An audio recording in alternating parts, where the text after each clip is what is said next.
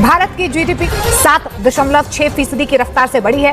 विकास दर में भारत ने कई देशों को पीछे छोड़ दिया है और दुनिया की सबसे तेजी से बढ़ती अर्थव्यवस्था का तमगा एक बार फिर से भारत के ही देखा जाए इंडिया की तरक्की ग्रोथ कर रही है ना, उस तरीके से पाकिस्तान उतना ही पीछे आ रहा है। जब तक पाकिस्तान का एक दफा दिवालिया नहीं निकलेगा ना, तब तक पाकिस्तान का कुछ नहीं हो सकता। But there was one bright spot. India, which is set to grow more than 6% this year. That's more than any other major economy. Now, Prime Minister Modi posted on social media platform X the GDP growth numbers for the Q2 display the resilience and strength of the Indian economy in the midst of such testing times globally. आप लोग कई trillion कर्जे में चल रहे हैं, पाकिस्तान पूरा तो 4 ट्रिलियन रीच किया है। उसके लिए बहुत मेहनत लगी है, उसके लिए बहुत एफर्ट किया है।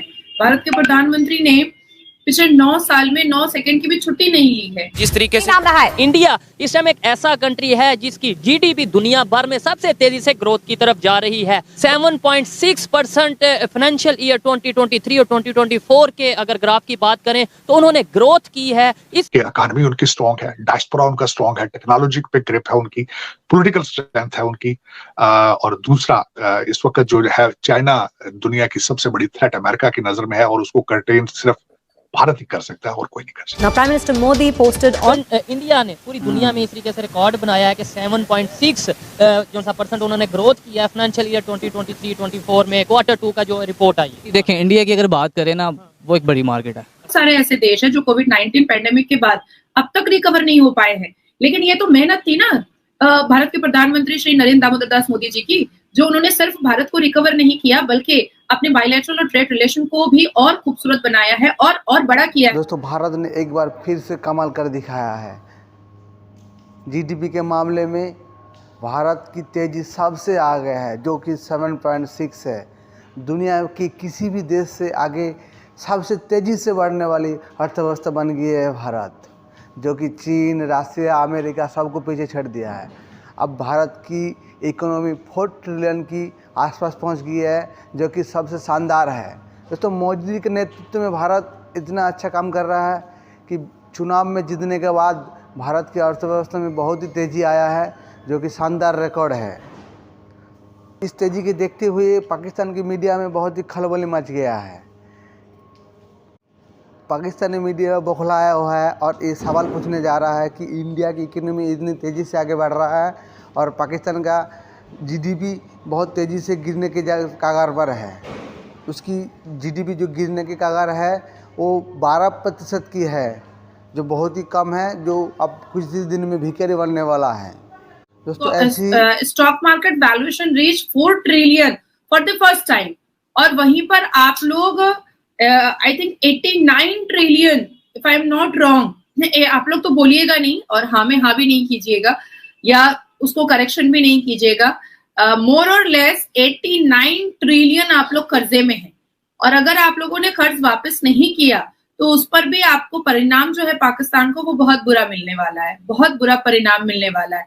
अब आप लोग परेशान हो रहे हैं, आपकी सरकार जो है वो काकर जो केयर टेकर प्राइम मिनिस्टर है वो कड़कड़ा करके वो सब जगह भीख मांग रहा है। पहले नवाज शरीफ ने मांगा, उससे पहले इमरान खान ने मांगा, उससे शहबाज शरीफ ने मांगा, अब कड़कड़ा करके काकड़ मांग रहा है, पर भीख भी नहीं मिल रही है।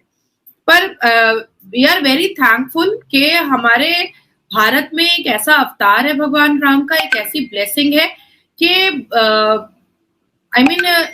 कोविड-19 के बाद सबको ऐसा लगा था, हर किसी को ऐसा लगा था कि हमें उभर कर आने में या बाकी देशों को भी उभर कर आने में बहुत समय लगेगा।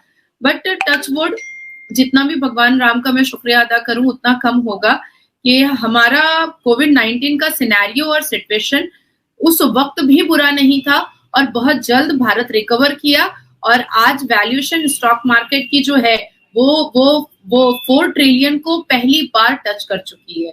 तो हमारे लिए एक बहुत बड़ी अचीवमेंट है, हमारे लिए एक बहुत बड़ी बात है, और ये एफर्ट का नतीजा है। हम पूरे साल पढ़ते हैं ना, तो एग्जाम के वक्त रात में पढ़ने की जरूरत नहीं पड़ती है। कि इंडिया जो कि नेबर कंट्री है 7.6% ये जो सा अभी जो सा वो हुआ है उन्होंने ग्रो किया है। क्या कहना चाहेंगे? उनकी जीडीपी पूरी दुनिया में, अगर चाइना की बात करें, उस तरीके से नहीं ग्रो कर पाई, यूएस से उनकी मुकाबले में नहीं ग्रो कर पाया जितना उन्होंने फाइनेंशियल ईयर 2023-2024 में ग्रो किया है अपनी जीडीपी को। देखिए इंडिया, कोरोना उधर भी, कोरोना तो उधर भी आया। देखिए इंडिया की अगर बात करें, इंडिया ने अपने उस टाइम को यूटिलाइज किया, ठीक है। जब ऑल कंट्री बैकफुल में जा रही थी, इंडिया ने वह भी अपने आप को डेवलपमेंट करने की कोशिश की। उसने डिफरेंट प्रोजेक्ट्स पकड़े, उसने डिफरेंट प्रोजेक्ट्स पे काम किया। एप्पल की बात कर लें, एप्पल में उसने इतना कुछ किया कि एप्पल ने उसको अपना किया। पूरी दुनिया की बात करें, जीडीपी के हवाले से बहुत से ऐसे कंट्रीज हैं, कोरोना के बाद खास तौर पे उनका जो ग्राफ है, जो ग्रोथ का ग्राफ है, वो डाउन हुआ है। चाइना की अगर बात करें, वो उस तरीके से ग्रो नहीं कर पा रहा। जापान की बात करें, और भी बहुत से कंट्रीज हैं। और पाकिस्तान में जो इस टाइम जीडीपी की कंडीशन है ओवरऑल अगर हम बात करें, तो क्या इसके ऊपर आप कहना चाहेंगे? ओवरऑल क्या वजह समझते हैं उनकी इकॉनमी का इस तरीके से ग्रो करना, और आने वाले टाइम में जो रिकॉर्ड बता रहा है या जो लोग प्रेडिक्ट कर रहे हैं कि आने वाले टाइम में मजीद बेहतरी की तरफ जाएगा? देखिए वहाँ की जो आवाम है ना, वो अपनी हुकूमत से मिलकर उस पर इन्वेस्टमेंट करती है, ठीक है। अब पाकिस्तान को देखें, पाकिस्तान में एज आ हुकूमत के साथ नहीं मिल रहे, वो इंडिविजुअली इन्वेस्टमेंट करके अपने आप को ग्रो कर रहे हैं। अब यही मेन है। सोच का फर्क कैसे आया? ये हमारी मतलब ये है कि प्रायोरिटीज का फर्क कैसे है कि उनकी प्रायोरिटीज है अपनी नेशन और हमारी प्रायोरिटीज, नो डाउट आप अपने पाकिस्तान से, मैं अपने पाकिस्तान से बहुत प्यार करता हूँ, लेकिन फिर ग्रोथ की तरफ, डेवलपमेंट की तरफ क्यों नहीं जा रहे? मैंने इसलिए पहले कोरोना की बात की कि मतलब ये है कि यही कहा जाएगा कि भाई कोरोना की वजह से ये हो रहा है, कोरोना की वजह से हो रहा है, लेकिन उस कंट्री में भी पूरे दुनिया में कोरोना आया, तो वो कैसे, मतलब क्या?